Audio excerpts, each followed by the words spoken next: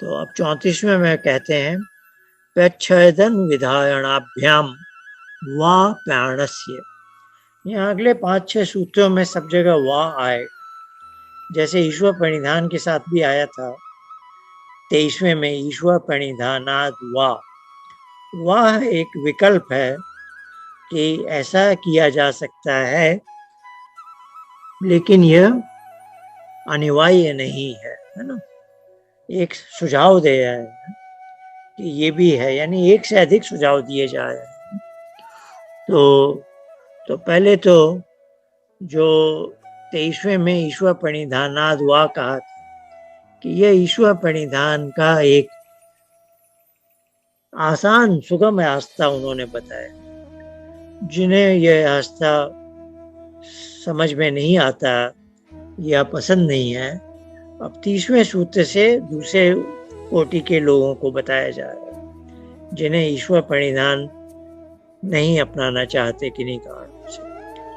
तो बताया, सबसे पहले तो बताया ईश्वर परिधान में, इसका मैंने उदाहरण दिया, जैसे बच्चा माँ की गोद में है तो माँ ने कैसे गड्ढों को पार किया है, अंतराय जैसे सड़क के गड्ढे हैं, और बच्चे को मालूम नहीं है क्योंकि वह तो माँ की गोद में था। तो उसके लिए ईश्वर परिधान में जैसे अभाव हो जाता है अंतराय का, और वह माँ के सहित माँ उसे ले जाती है, ये भी एक रहस्य है अधिगमों का, यानी माँ जैसे ले जाए ये वैसे ईश्वर उसे ले जाया। तो माँ के दृष्टांत से यह है कि बच्चे को उन गड्ढों के बारे में नहीं पता चला, वैसे ही जिसने ईश्वर परिधान का रास्ता अपनाया उसे वे अंतरायों का कुछ पता नहीं चला, क्योंकि वो अपने आप ही ईश्वर परिधान में जैसे ओझल हो जाते हैं। अब है जिसने ईश्वर परिधान नहीं अपनाया है उनके लिए 9 अंतरायों की जानकारी आवश्यक है, और उनका प्रतिषेध करने के लिए एक तत्व का अभ्यास 33वें में एक तरह का मेंटल एटीट्यूड समझा है कि आपका मन संसार में दूसरों से जब आपके संबंध होते हैं, दिन भर कुछ मिलना जुलना बोलना चालना जो भी है, तो उससे आपके मन में कुछ विकार कुछ परिवर्तन आ सकते हैं। तो उसको कैसे संभालना है ताकि आपका चित्त प्रसन्न रहे, दूसरों की कही बातें या दूसरों के द्वारा की गई घटनाओं से आप परेशान ना हो, आपके चित्त में कोई वैसी चीज ना हो जाए जो योग मार्ग में जाने में बाधा हो। तो अब ये जो अंतर की यात्रा है, तो आप जानते ही हैं पंचकोश का वर्णन है, तो सबसे बाहर शरीर होता है अन्नमय कोश, उसके बाद प्राणमय कोश, फिर मनोमय कोश, विज्ञानमय कोश, आनंदमय कोश। तो जो हमने सांख्य चित्त देखा, सांख्य चित्त में प्राणमय कोश नहीं दिखाया गया है, वहाँ तो सीधे इंद्रियां दिखाई गई हैं जो जगत से जानकारी लाती हैं। इंद्रियां और मन और अहंकार ये कहलाता है मनोमय कोश में, फिर अहंकार और जो बुद्धि है जो चित्त भी है कहलाता है, वह विज्ञानमय कोश है, और एकदम भीतर आनंदमय कोश है। तो योगाभ्यास में हम सबसे अंदर जाना चाहते हैं जिसको आनंदमय कोश कहते हैं। तो प्राणमय कोश और सांख्य चित्त में नहीं आया है, ना अन्नमय कोश आया है। तो ये जो हमारा स्थूल शरीर है यह अन्नमय कोश है, इसके और सूक्ष्म शरीर के बीच में प्राणमय कोश है। असल में प्राण सर्वत्र है ना, वो शरीर में भी सब जगह है, पर उसको वो स्थूल शरीर और सूक्ष्म शरीर के बीच में है। असल में प्राण दिखाई नहीं देते, तो हम कह नहीं सकते ये प्राण क्या है। प्राण है ना, एक तरह का बल है, फोर्स है, फोर्स दिखाई नहीं देता, और उस प्राण के ही कारण हमारी श्वास, वायु का बाहर जाना अंदर आना, हमारे रक्त संचार होना, तो ये सब जहाँ भी गति है वहाँ प्राण काम कर रहा है। तो ये प्राण शरीर में सब जगह फैला हुआ है और हमारे अंतःकरण में भी फैला है। वहाँ भी जैसे बुद्धि और चित्त काम करते हैं, वह प्राण के ही बल पर। प्राण असल में ईश्वर का ही एक नाम है। तो ईश्वर के ही द्वारा ये सब चीज़ें जो पीछे हो रही हैं, हमें चिंता नहीं करनी पड़ती है कि हृदय की गति से रक्त संचार हो रहा है या नहीं। हम रात की नींद में सो जाते हैं, लेकिन ये सब होता रहता है। वह असल में ईश्वर की व्यवस्था से होता है। तो ईश्वर की ही उस व्यवस्था का नाम ही प्राण है। तो पर उसको स्थूल शरीर और सूक्ष्म शरीर के बीच में माना गया है, उसका कोई स्थान नहीं है। ईश्वर सर्वव्यापक है, वैसे ही प्राण भी सर्वव्यापक है। तो ये समझाने के लिए है कि 5 जो कोश हैं हमारे, और आत्मा उसके अंदर एकदम केंद्र में बैठा हुआ, उसके चारों तरफ 5 तरह के जैसे कोश हैं। पर आनंदमय कोश ऐसा है कि उसके निकटतम है। सबसे बाहर है स्थूल शरीर का अन्नमय कोश। ये नाम आप 5 जानते होंगे, नहीं जानते हो तो समझ लीजिए। मैं कई बार इसका वर्णन आ सकता है आगे भी। सबसे बाहर अन्नमय कोश, प्राणमय कोश, मनोमय कोश। मनोमय कोश के द्वारा ये सत्यार्थ प्रकाश के नवम समुल्लास में है। तो इस पाठ्यक्रम की भूमिका में हमने ये मनोमय कोश, विज्ञानमय कोश की बात की थी। तो मनोमय कोश के द्वारा कर्म किए जाते हैं। तो जिसको सांख्य सूत्र में आया, अहंकारो करता न पुरुष पर। तो अहंकार कर्मों को करता है, तो वह मन को संचालित करता है, फिर मन के द्वारा कर्मेंद्रियों को। तो महर्षि दयानंद ने सत्यार्थ प्रकाश में लिखा, मनोमय कोश में 5 कर्मेंद्रियां, मन और अहंकार। फिर वो कहते हैं विज्ञानमय कोश के अंतर्गत 5 ज्ञानेंद्रियां, बुद्धि और चित्त है। तो विज्ञानमय कोश से ज्ञान का गतिविधि होती है, मनोमय कोश से कर्मों का संपादन होता है। और जहाँ ज्ञान है वही ज्ञान वृत्ति आप जानते हैं भोग बन जाती है, यदि वह क्लेश से उत्पन्न हुई है। तो ज्ञान कर्म भोग का संपादन के लिए हमें सूक्ष्म शरीर, स्थूल शरीर दिए गए हैं। तो फिर से कहें तो सबसे बाहर अन्नमय कोश है, फिर प्राणमय कोश है। और अन्नमय कोश का नाम अन्न है कि अन्न से ही वह चलता है। अन्न खाना कोई बंद कर दे तो थोड़े समय बाद स्थूल शरीर काम करना बंद कर देगा और उसका देहावसान हो जाएगा, उसका शरीर काम नहीं करेगा। तो अन्न से ही ऊर्जा मिलती है, इसलिए उसका अन्न से ही वह बड़ा होता है। नहीं तो एक छोटा नन्हा शिशु बहुत छोटा है, अन्न खा के वह बड़ा होता है। तो सबसे बाहरी जो आवरण है हमारा अन्नमय कोश, उसके अंदर प्राणमय कोश, उसके भीतर मनोमय कोश और फिर विज्ञानमय कोश। तो एक साधारण मनुष्य इन चारों कोशों से ही काम करता है और 24 घंटे वो इन्हीं में विचरता है। लेकिन हम जो योगाभ्यास सीखकर योग मार्ग पर आगे प्रवृत्त होना चाहते हैं, तो हमारा उद्देश्य होता है कि हम विज्ञानमय कोश से भी आगे आनंदमय कोश में पहुंच जाए। तो ये जो समाधि है, तो ये अवस्था है, उपासना है, इसके कई शब्द हैं, अलग अलग दृष्टिकोण से हमने देखे। इस यात्रा को आप ऐसे भी समझ सकते हैं कि जैसे मैं आनंदमय कोश में पहुंचना चाहता हूँ। तो ये यात्रा अब पतंजलि समझा रहे हैं कि यह जो योगाभ्यास है, जिसका आरंभ हुआ 32वें सूत्र में, तत्प्रतिषेधार्थम एक तत्व अभ्यास। ये 9 अंतराय का प्रतिषेध करने की एक तत्व का अभ्यास करें। 33वें में चित्त प्रसादनम। अब सबसे पहले प्राण की बात आई।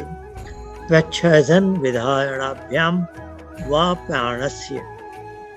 प्राणस्य ये षष्ठी एक वचन में, यानी प्राण का क्या कह सकते हैं? ये जो पहला पद है ये द्विवचन में है, भ्याम से समाप्त होया, तो यहाँ दो बातें कही गई हैं। प्रच्छेदन विधारणा।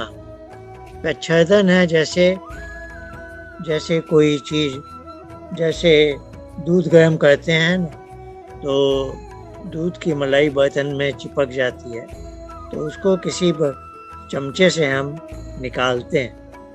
इसको कहते हैं कि स्क्रैपिंग कहते हैं ना, एक तरह से पूरा हटाना, पूरा बाहर फेंकना या बाहर निकालना। ये सूत्र सांख्य में भी आया है, वहाँ थोड़ा सा मामूली अंतर है। वहाँ है क्षयधि विधारणाभ्याम, यहाँ प्रच्छेदन है, वहाँ क्षयधि विधारणा तो है धारण करने को। तो श्वास के लिए बोल रहे हैं कि प्राण को बाहर फेंको, ये हो गया प्रच्छेदन। विधारणा कह लिया धारण करो, ग्रहण करो, है ना। तो हम भी जब उपासना विधि का इस पाठ्यक्रम में पालन करते हैं, तो आपने देखा होगा हम पे एक तीर का निशान है। यदि आप धारणा से ध्यान में नहीं जा पाया है, तो एक, मैंने भी कहा कई बार, एक गहरी सांस बाहर फेंकी है ना, उसका सूत्र यही है। प्रच्छेदन यानी श्वास को बाहर फेंक देना है, और फिर सांस अंदर ले लिया।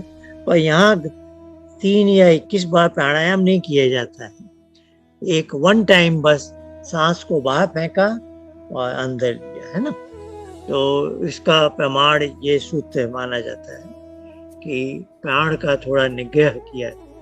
तो हमारे योग शास्त्र में प्राण पर नियंत्रण से बहुत लाभ बताया गया है कि उसके बाद मनोमय कोश आदि का नियंत्रण करना थोड़ा आसान हो जाता है।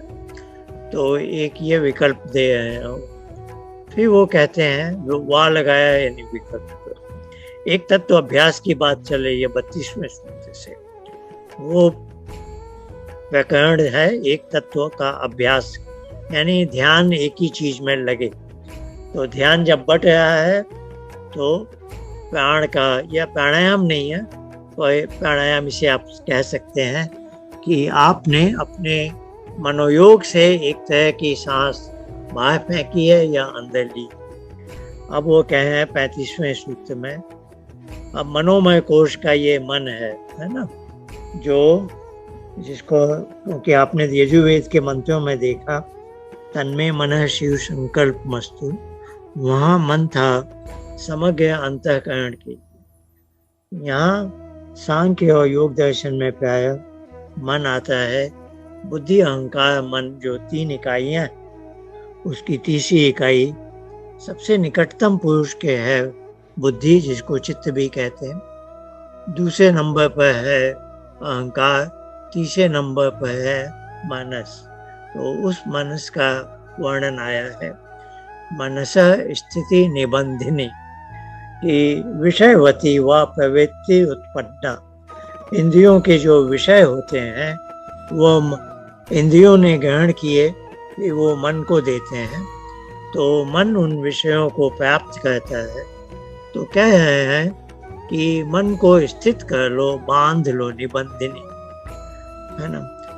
जैसे वो बाहर से कोई विषय न लाए, लेकिन उसकी आदत है किसी विषय को अपने में समेटने की, तो उसको विषय दे दो, कोई विषय दे दो, लेकिन बाहर से लाया हुआ नहीं। यानी अहंकार में जो आपकी स्मृति का कोई विषय है, कोई चीज आपने कहीं दृश्य देखा समुद्र तट पर या हिमालय पर्वतमाला में, कोई सुंदर दृश्य आपने देखा, वह आपकी स्मृति में है। अब जैसे मन ने उसको अपना लिया है, बाहर से अभी नहीं आ रहा है, अभी आपकी आंखें बंद हैं, पर आपने उसको चिपका दिया मन पर, या सुपर इम्पोज कर दिया है, और उसी जो मन में है वही चित्त पर आएगा। तो अभी बता रहे हैं कि ऐसा करो जैसे कि मन में आपका कोई प्रिय विषय है और मन उससे समाया हुआ है, उसमें दत्त चित्त हो गया है और वही चीज चित्त पर भी आ गई है। अब 36वें में कह रहे हैं, यानी वो हमें बहुत सारी छूट दे रहे हैं कि एक तत्व के अभ्यास में आप क्या क्या कर सकते हो। जो आपको पसंद है उसको आप अपने चित्त पर ला सकते हो। 36वां है विशोका व ज्योतिषमति। कभी कभी आपने ऐसी अवस्था में आप गए हैं जब आप एकदम शोक है हित थे, है ना, कोई दुख नहीं, कुछ नहीं, बहुत अच्छा लगा था आपको। वह ज्योतिषमति, आपके चित्त की एक ऐसी अवस्था थी जैसे अंदर बहुत प्रकाश दिखाई दिया हो। तो वो यदि आपको याद है, आपकी स्मृति में है, तो उसे आप चित्त पर ले आइए। 37वें में कह रहे हैं वीतराग विषयम वा चित्तम। तो यहाँ भी विकल्प वाले ही चले हैं। अब है कि आपने कोई संत महात्मा देखे हैं, वह व्यक्ति वीतराग है। वीतराग यानी जिसको राग छू भी नहीं सकता, है ना, वैराग्य भाव उसका चरम सीमा पर है। तो ऐसे व्यक्ति के मुखमंडल से आप बहुत प्रभावित हुए थे। तो कह रहे हैं कि हम सब ने कभी एक ऐसे व्यक्ति देखे हैं। तो वो जो व्यक्ति है उसके चित्त की जो अवस्था होगी वो आप कल्पना करके अपने चित्त पर स्थापित कर लीजिए, है ना। फिर 38वें में कहे हैं स्वप्न निद्रा ज्ञानालंबनम वा। अब है कभी स्वप्न भी, दुस्वप्न भी आते हैं, पर कभी कभी स्वप्न में बहुत अच्छा प्रकाश दिखाई दिया हो या बहुत ही अलौकिक चीज हो, तो या आपको निद्रा ही इतनी अच्छी लगी हो, जो सुषुप्ति वाली गाढ़ी नींद, तो उसका जो सपोर्टिंग चित्त है आलंबनम को, तो उस समय आपके अपने चित्त की जो दशा थी उसको भी आप ला सकते हैं। तो कह रहे हैं कि एक तत्व क्या हो सकता है, इसके विभिन्न विकल्प बता रहे हैं। जो भी पॉजिटिव चीज आपने अपने जीवन में देखी है, कहीं दूसरे के वीतराग व्यक्ति के छटा मुखमंडल की छटा आपको प्रभावित किए कर रही थी, या आपने कहीं घूमने गए वहाँ, या आप नींद में ही हैं तो एक ऐसी स्वप्न है या सुषुप्ति की दशा, यानी आप ही ने इस जीवन में कहीं कुछ देखा वाला है, प्राप्त किया है, और वह बहुत ही आपको उत्साहवर्धक हो सकता है, उसे आप अपने चित्त पर चिपका सकते हैं। 39वें में वो समापन कर रहे हैं, बहुत छूट दी है। यथा अभिमत ध्यानाद वा। अभिमत जैसा आपका मन हो, यथा यानी जैसा आपका मन हो, अभिमत उससे आप ध्यान कर सकते हैं।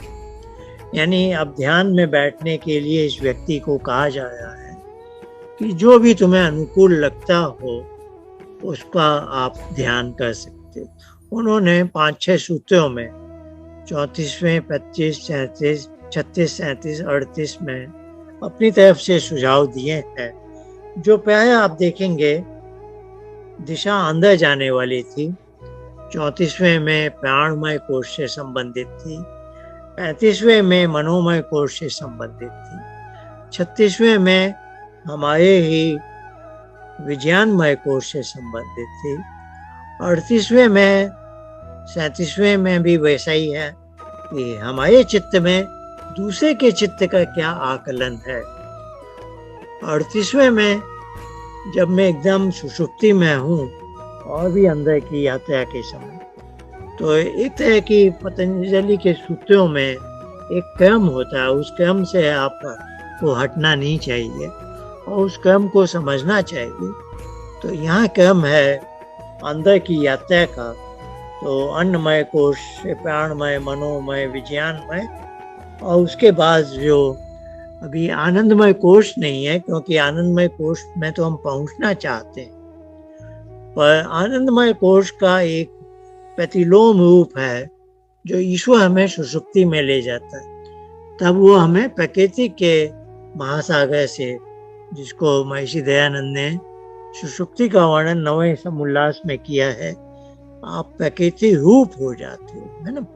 तो आनंदमय कोश में वो कहेंगे आप परमेश्वर के आनंद स्वरूप में मग्न हो, लेकिन सुषुप्ति में कहेंगे वो कि आप प्रकृति रूप, अर्थात प्रकृति का जो मूल अवस्था है प्रकृति की, उसमें आप पहुंच जाते हैं, है ना।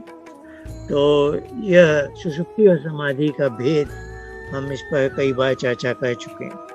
39वें में यह प्रकरण समाप्त होया।